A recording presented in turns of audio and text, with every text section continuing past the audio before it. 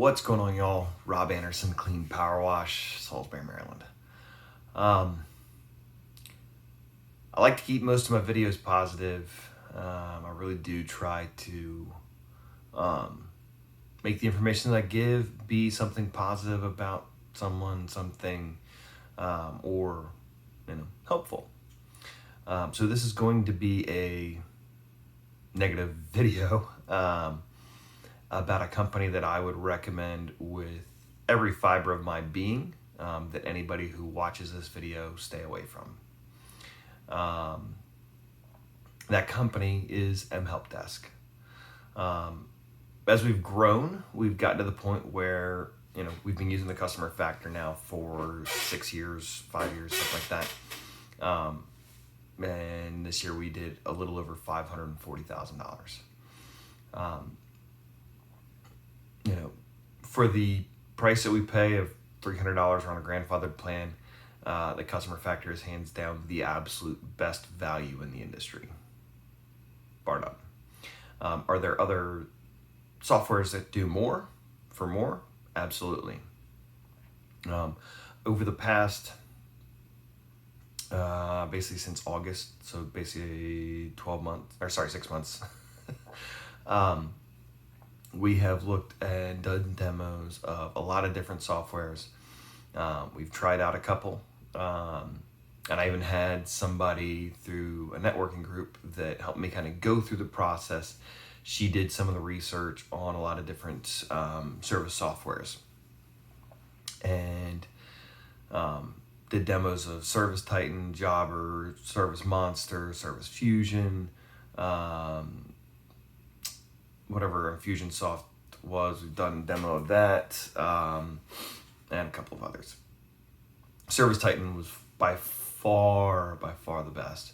I just, quite frankly, can't afford to spend the $600 or $700 that it was going to be a month to use that service. And especially knowing that it was going to go up as we added additional trucks. I spent a lot of time at the Conquer Summit talking to Tommy Mello, and he's basically sold me on it, but I still just, from a financial standpoint, it just doesn't make sense right now. But back to MHelpDesk. So we went through a lot of different testing stuff, and one of the big things that we were looking for was the ability to bring over roughly 2,000 customers and their job history. Specifically their job history. We wanted the ability to, for the $300 that customer factor costs, it would be worth it, and we were planning to still keep that for whatever time period was necessary. If we use it for, keep it for another year as a archive database, it's worth it for that.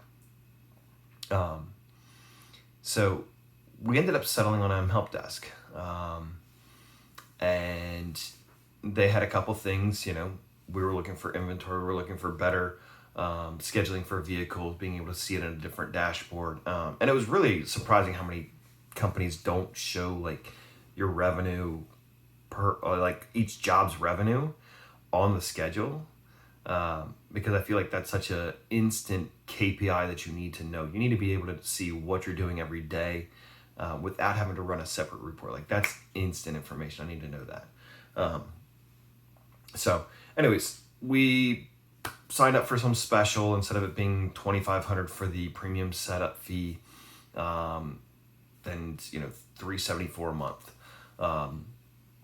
It was basically $2,000, and the first month's free.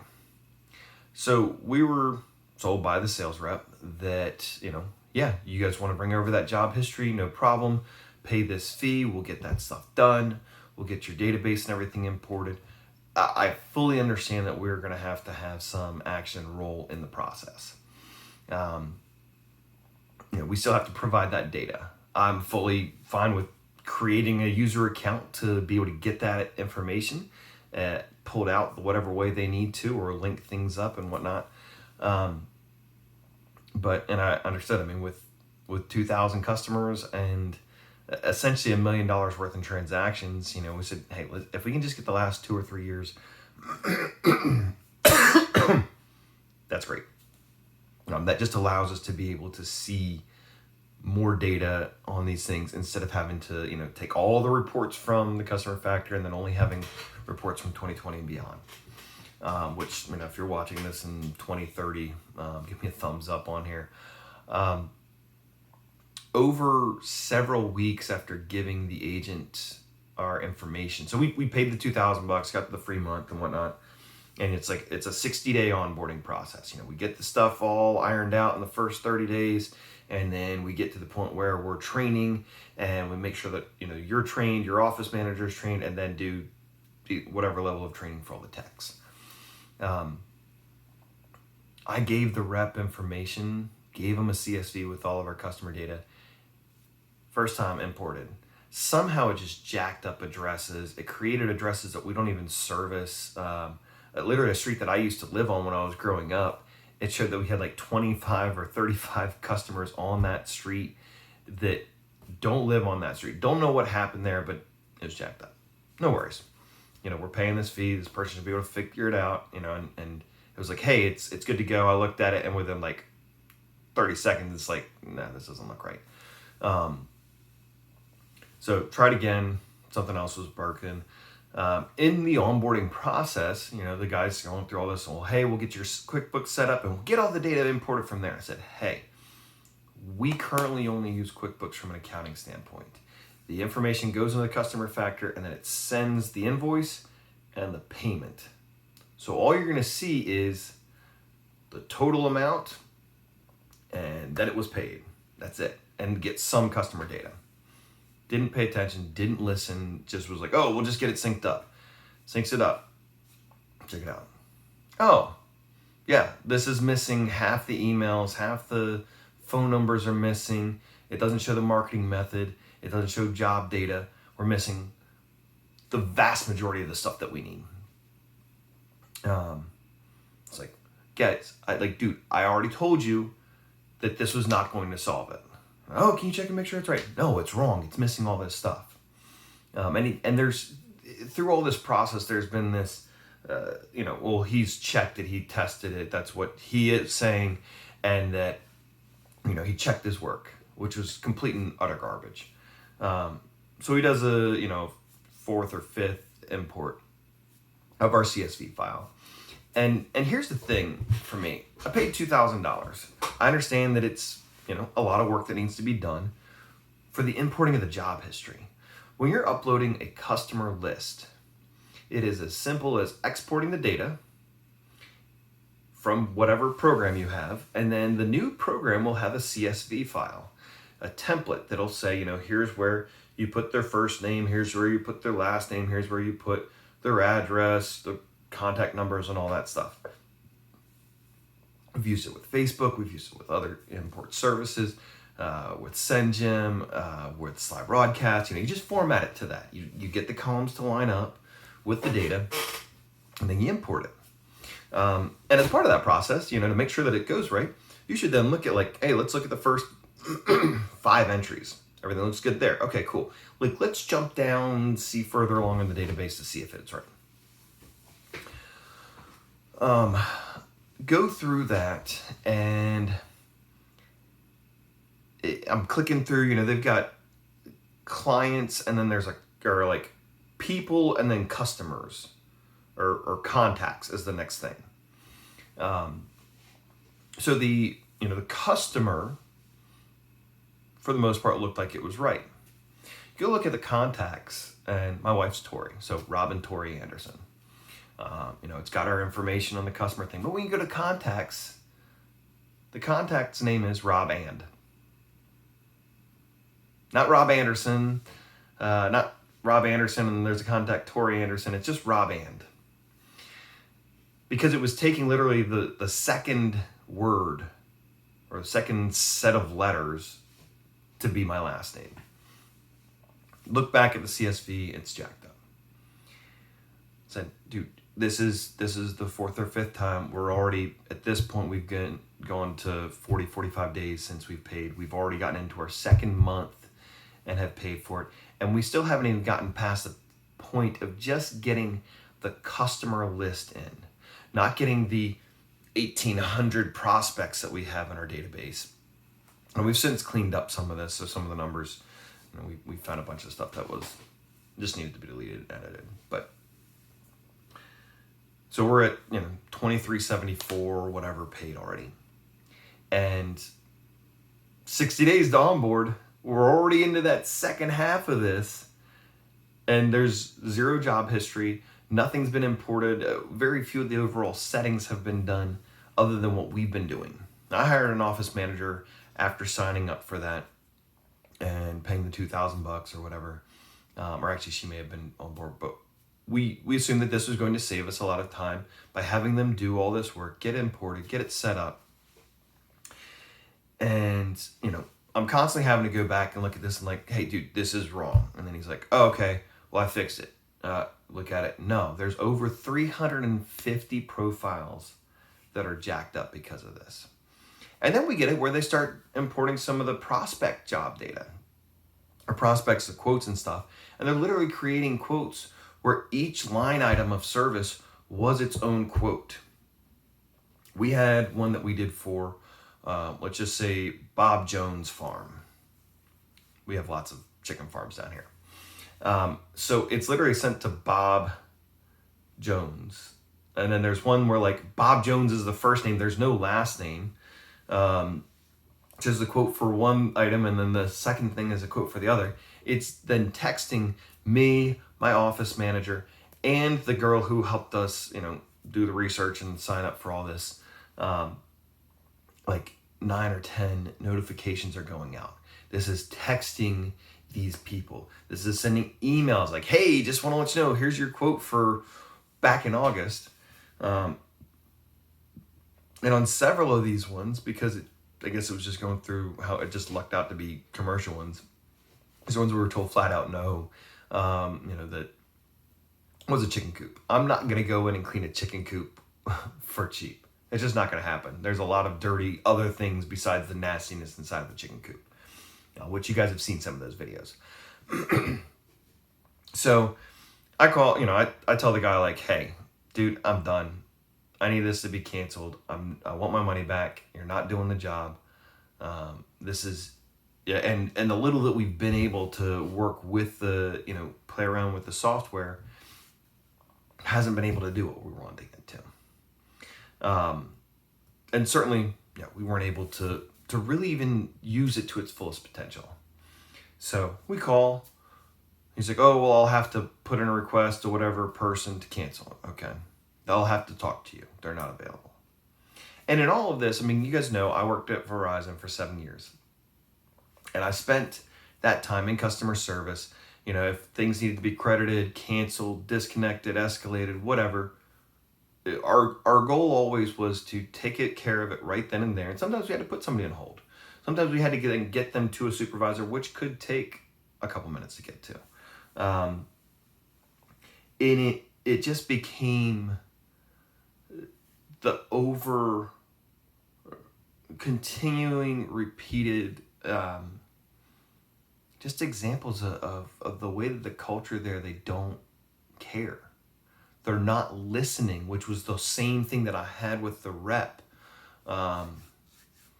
This name starts with an N, just in case when MHelpDesk wants to look this up. You'll know who the original rep was. I spoke to 3 different supervisors. The first one, similar background, explained what was going on. So, tired of this. I've wasted too much time. I've already paid you guys over $2,300 to, quite frankly, do a crap job.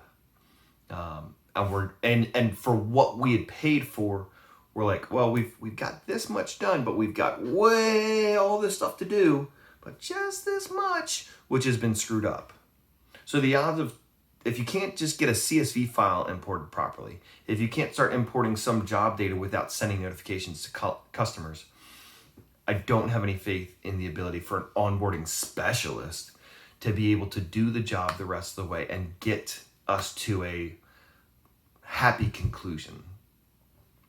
Again, and talking to the first, she's like, unfortunately, we can't refund. She's like, well, we've canceled your account, and we've refunded the $374. Now, real quick, we're gonna go back to this supervisor who did that. I called put the request in, and, then end up calling again, spoke to this supervisor or this retention person, whatever. She said, oh, I'll give you a call back on Monday. Let me look over this. It was a Friday. Said, hey, here's my Christmas lights number. You need to call me on that. That is the only number to reach me on during the day, because during the day, my office manager has the phone and I'm not around. She said, okay, cool. What's your availability on Monday? I said, hey, I'm available all day except for at 1 o'clock. I've got a meeting at 1 o'clock. I will not be available then. When does she call me? She doesn't call my phone number. She calls the office at 1:07 p.m. and says, hey, Sarah, it's so-and-so. Unfortunately, I know Rob said he was going to be available now, but I'm finally able to call. Sarah's like, well, why are you even calling right now? You just said you knew he wasn't going to be available. Why are you calling, and why are you calling the wrong number? Because they can't do anything with the office manager. So call again. Hey, I'm calling, trying to get through to you.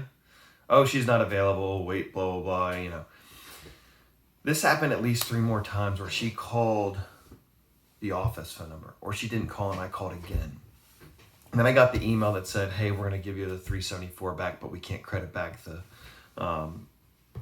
the premium service charge because it's a one-time fee for services performed. And it's like, here's the thing.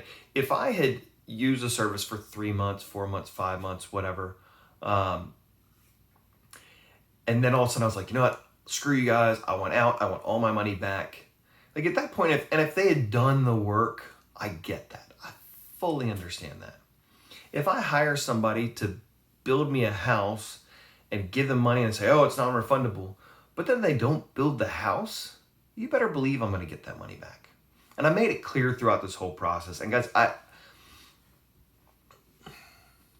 there's a lot of people that have subscribed to this channel, and obviously the internet's powerful. We all understand the importance of reviews. $2,300, whatever. It may be a large sum, maybe a small sum to some. It's money that I paid to them. They did not fulfill the promise. They did not fulfill what I was told they were going to do. And therefore, I see no possible way for them to keep that money. But this girl said, well, we've done the work. Thanks. It's been a pleasure speaking with you. And it's like, you didn't speak with me. We spoke the one time, and then you dodged and intentionally called the wrong number. Every single time that I called back into MHelpDesk, I gave them the number. I said, here's the number, 443, blah, blah, blah, which you can find it out if you want to. But she never called me back on that. I had at least 3 calls. And I finally, once I got the email, I called in literally within like 2 minutes of it. I'm at the Conquer Summit. We're about to go in, about to start just having an awesome thing. And I'm just pissed. I call and the guy's like, oh, well, what is your email address so that we can safeguard the account? I said, no, get me this girl. Her name's Stephanie. Get her on the phone now, or get her boss, or get another person. I don't care if it's a person next to you, but somebody needs to take care of this. And there's been multiple times too throughout this whole process where we've tried to get assistance and just people just would not. It was like I was speaking a different language. And I try, and if you've watched this, I try to be very clear and very particular with how I say things so that it comes across crystal clear on what I want, what I need. So then it gets escalated to a different person. This guy called me, goes through all this stuff. He's like, well, hey, man, what can we do to keep you? How can we bring you back? I said, I have zero trust and faith in your all's ability to do anything. This guy has not done anything. Oh, well, he's checked it. And he even sends me this email later on and says, hey, Niyamu, there you go. The rep who's been doing this, he actually, he went back in and he fixed it.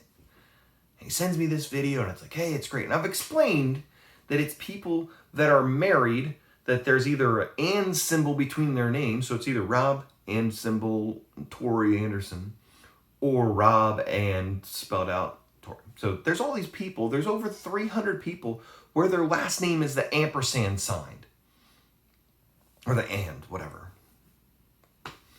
And all these people that are just jacked up in there, and it's like this there's no way you can tell me this person checked it. Well, so then this supervisor guy sends me this video where he's gone through and he literally clicks on just Rob Anderson. He clicks on Joe Smith. He clicks on Tiffany whatever. Oh yes, this all looks great. This looks great. Oh look, there's like a and symbol, NBSP, whatever. I understand, that's a coding issue. Sometimes things, we'll see that where it'll like change commas to a symbol or a bunch of letters, whatever. And I was like, unless you're going to give me my money back, get me somebody higher. And so I get somebody else, and she's finally like, goes through it all. Okay, I've done all this research. I've been waiting. They, finally get somebody. And basically said, all I can do is give you 500 because we've done this other work, blah, blah, blah. We can't give you the full 2,000 back. And in this process too, I've explained to them and said about this channel and explained to them that, you could either, and this is true for all business, we either have that opportunity where we can leave somebody just unhappy with our service, just dissatisfied. Hey, the food at whatever restaurant, it just wasn't that good that night. Or maybe give them the money back, give them a gift card, whatever. Or you can take them from being just dissatisfied to being thoroughly pissed off and have wasted so much time that now they will go out of their way to stop them from making money, to impact them one way or another. And I explained to them about the channel. I said, hey, I've got this channel. I really don't want to use this. I'm not saying this as a threat. I'm just explaining the situation. You guys can either give me my money back because it wasn't done right. Nothing was completed. We've got documented over and over and over again where the rep didn't do his job. The supervisor didn't call me back. She dodged everything. Nobody had actually called me back on the correct phone number. Not a single time, even though every single person I talked to said, here's the number to call. Do not call the other number. She goes, I can only give 500. I was like, fine, escalate it again. It's like, I will continue to do this until you either give me my money back or I've just had enough of it and then I just go to my credit card company to get it reversed. So I've done that now. Because she came back, sent me another email, didn't call me back. Well, you do have the right, do whatever you want to do, and I'm sorry we can't help you out further. And they've tried to retain me throughout this process, but without actually proving any competency or any ability to go through it all. And again, for the functionality that I was gaining to go from paying $300 or even $500, $600 a year to paying basically 12 times that per month, paying $370 whatever a month. And then the additional $2,000 on top of it, I should be getting a whole lot better platform, a whole lot better experience. And as my office manager said, she's like, you should have been able to give them a pile of crap for the $2,000 and said make this not stink. Fix this, get this in there and have it be good. I know this is going to be the super long version of this. If you've watched all this, really no point in watching the follow-up video. But I'm going to make the 20+ minute video and I'm going to make a 5-minute condensed one. Ultimately, guys, if you watch this channel